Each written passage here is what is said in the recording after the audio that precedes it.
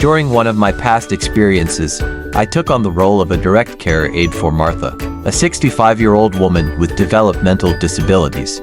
Her daughter, Colleen, who worked overnight shifts, sought a caregiver with medical expertise to watch over Martha during the night. This single night of work turned out to be an unforgettable ordeal, leading me to reconsider my return. Martha's occasional confusion and wandering during the night were anticipated due to her dementia, as Colleen had informed me earlier. Despite having experience in similar roles, nothing prepared me for the events of that night. After Colleen left for work, I spent my time initially in the living room, trying to make myself comfortable. However, the peace was disrupted by mysterious footsteps from upstairs. Upon investigating, I found Martha standing in the doorway, causing me to startle. Her sudden presence and confused demeanor left me shaken. Despite my attempts to reassure her of my identity and purpose, Martha's agitation persisted. Eventually, I managed to guide her back to her room and settle her down for the night with water and medication.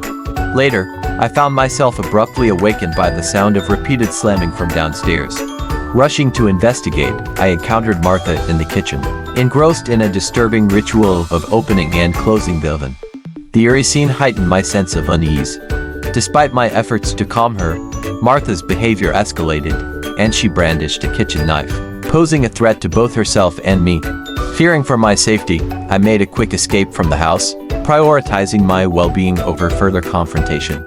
In another unsettling encounter, my first day on the job at a plumbing company led me to a decrepit house with a peculiar inhabitant.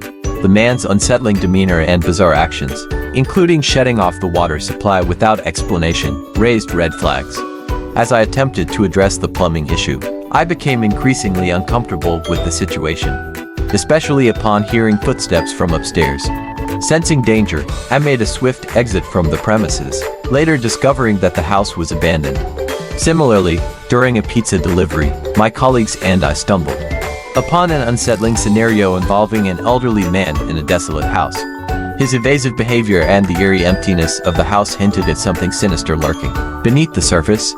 The abrupt departure of our manager, coupled with inexplicable sounds from within the house, left us shaken and bewildered. Reflecting on these unnerving experiences, I couldn't shake off the feeling of having narrowly escaped potential danger.